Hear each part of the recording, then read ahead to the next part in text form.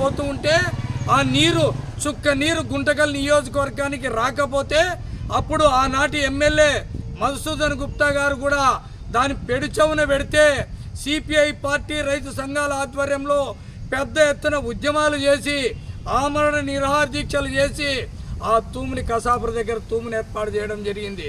ఈరోజు irrigation department వారి దగ్గర తిమ్మారెడ్డి ఆ జీవో సిపిఐ పార్టీ పేరు మీద జీవో ఉంది.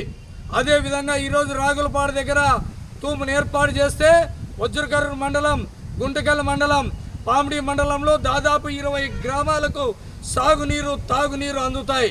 దానికి కీలక పాత్రమైనటువంటి ఆ గ్రామాలందా రైతులను పిలుచుకొని వచ్చి మరి ప్రజాసేవకై రైతు సమస్యల పరిష్కారానికై మరి 10 రోజులు గుంటకల్లో రిలే నిరాహార దీక్షల గ్రామాల ద్వారా రైతులతో ఆ దీక్షలు చేపట్టడం జరిగింది. ఆ సందర్భంగానే ఈరోజు ఉన్నటువంటి గుమ్మనూరు జయరాం గారు మరి జూలైలో మరి మీ పనులు ప్రారంభిస్తాం, మీరు కోరిన కోరికలు తీర్చుదామని చెప్పినారు. కాబట్టి ఆ విధంగానే ఈరోజు ఇంతవరకు జరగకపోతే మరి ఆర్థిక శాఖ మంత్రి పయ్యావుల కేశవ్ గారిని, ఇరిగేషన్ మినిస్టరు నిమ్మల రామానాయుడు గారిని, మరి అదేవిధంగా మరి చంద్రబాబు నాయుడు గారిని, మళ్ళీ లోకేష్ గారిని కూడా కలిసి మా గుత్తి, పామిడి, గుంటకల్ సస్యశ్యామలుగా ఉండాలంటే ఆంధ్రీనివా కాలువ నీరే మాకు ప్రాధాన్యం, దానికి ఇవ్వండి అని నేను చెప్పేసి ఈరోజు కూడా మాట్లాడుతున్నారు. మరి మాట్లాడి పోరాటం నడుపుతున్నారు. మొన్ననే రీసెంట్గా కూడా గుంటకల్కి నిమ్మల రామానాయుడు గారు వస్తే సిపిఐ పార్టీ ఆధ్వర్యంలో మెమరాండం ఇవ్వడం జరిగింది. అదేవిధంగా మరి గవర్నమెంట్ హాస్పిటల్లో అనేక సమస్యలు ఉన్నాయి. మీ ఆర్థిక శాఖ మంత్రి సత్యకుమార్ గారు మరి గుంటకల్కి వచ్చినప్పుడు సిపిఐ పార్టీగానే మెమరాండం ఇవ్వడం జరిగింది. పక్కనున్న గవర్నమెంట్ హాస్పిటల్లో జరుగుతున్నటువంటి అన్యాయాల్ని చూడుకోకుండా మరి వాళ్ళ కార్యకర్తలు ఇంటికి పోయి భోజనాలు చేసి టిఫిన్లు చేసి వెళ్ళిపోయాడు. మరి సత్యకుమార్ గారికి మరి ప్రజల పైన అంత ప్రేమానురాగాలు ఉంటే మీ బీజేపీ మినిస్టర్ని ఎందుకు గవర్నమెంట్ హాస్పిటల్లో పరిశీలనకు రాలే? గుంటకల్కి వచ్చి మరి గవర్నమెంట్ హాస్పిటల్లో పరిశీలనకు రాకపోవడం దీని అర్థం ఏమి? నువ్వే చెప్పాలా తిమ్మారెడ్డి.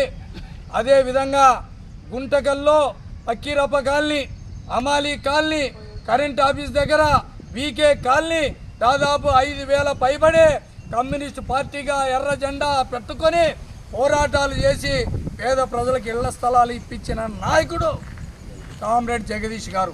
అదేవిధంగా గుత్తిలో కూడా, అదేవిధంగా పామిడిలో కూడా, ఈ 3 మండలాల్లో కూడా దాదాపు 10,000 పైబడే ఇంటి పట్టాలు ఇప్పించాడు. నీటి సమస్యలపైన ఉద్యమాలు చేస్తున్నారు, కార్మిక సమస్యలపైన ఉద్యమాలు నడుపుతున్నాడు. ఈరోజు రాష్ట్రానికి కాదు కదా ఏసీఎస్ మిల్లును తెరిపియాలని చెప్పేసి ఆనాటి రాజశేఖర రెడ్డి గారికి సోయానా మిల్లు కార్మికులను వెంట పెట్టుకొని మరి రాజశేఖర రెడ్డి గారిని కూడా కలవడం జరిగింది.